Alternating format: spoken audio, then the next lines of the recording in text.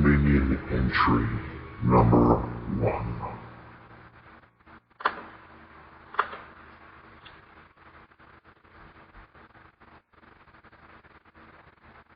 Gallestra looked out from the window atop the castle. It was night, and a full moon shone in the sky. Moonlight blanketed down upon her evening blood-red evening gown. Having been pregnant for 3 months, she had already started to show.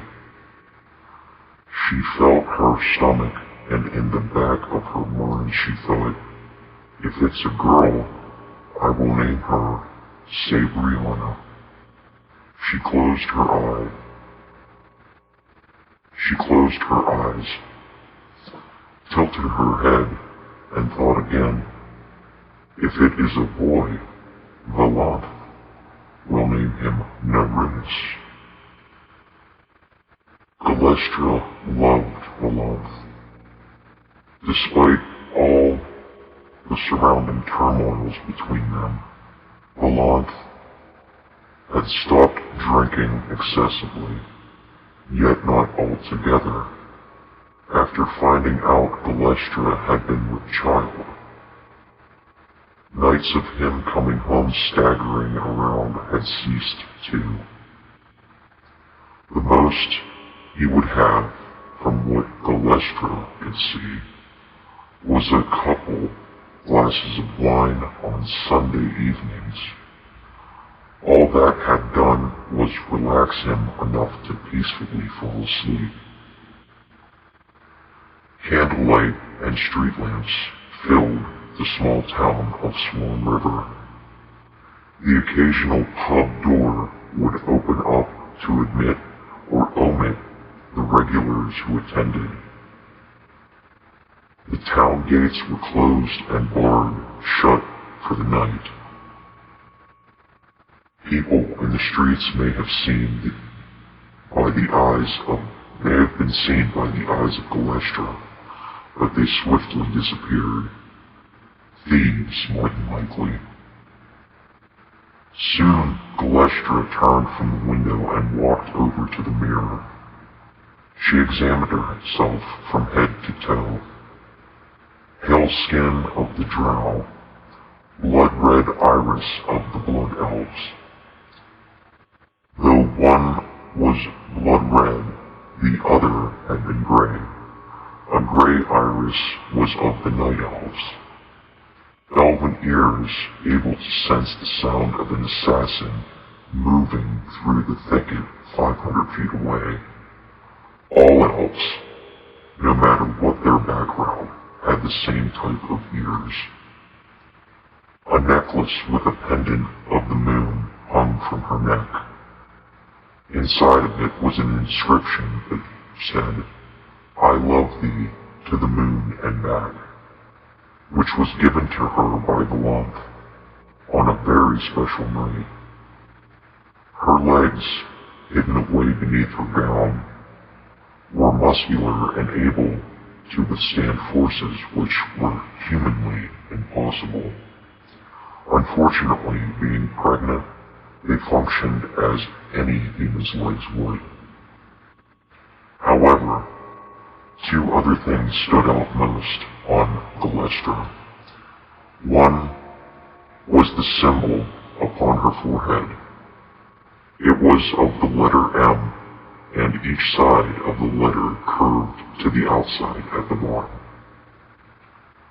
Sometimes, on nights like this one, it would glow a pale blue. On other nights, it would give her severe headaches. Vellanthe would suggest it was because of Gallestra's eating habits. She did not believe in eating meat. She only ate vegetables. Gallestra would argue that it was of her heritage that she did not eat meat. The headaches, however, would last between a half hour to a full hour before they were gone. The second was Gallestra may have been part drow, blood elf, and night elf, but she was born with the heart of a human.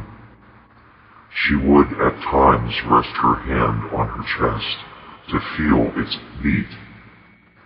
The mere sensation it would give off soothed her greatly. It did a few other things which were beneficial to her, like putting her peacefully to sleep, and for Vellanthe too. He would rest his hand on her chest, feeling her pulse, and fall soundly asleep. A lot of the time he would wake up from horrible nightmares, but he had felt her heart. If he had felt her heart, he would sleep ever so peacefully. Gallestra glanced at the glowing symbol upon her forehead and blinked. She then licked her lips and held up her left hand, flexing her fingers. The nails were naturally a dark color.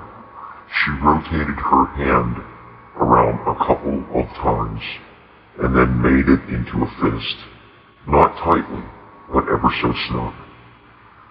She examined it for a moment, letting it drop and then letting it go. She brought her eyes back to the mirror and took a deep breath. She said, "You are what you are." Silence followed. She continued, "You are what you are, and nobody, not even you, can change that." Again, silence. "You have the heart of a human, the skin of the drow, the vision of the blood elves and the night elves, and an unknown symbol upon your forehead." She let out a sigh and looked to the floor. "Yet you have somebody who loves you, despite your mixed background. Somebody who loves you so much. Somebody who loves you enough to fight for you. Somebody who loves you enough to be your husband. Somebody who loves you." She let her tears fall. "To the moon and back." Gallestra's heart sank, and she turned from the mirror but stood her ground. "And despite all of that, you are unable, still unable, to look at yourself in the mirror and say it."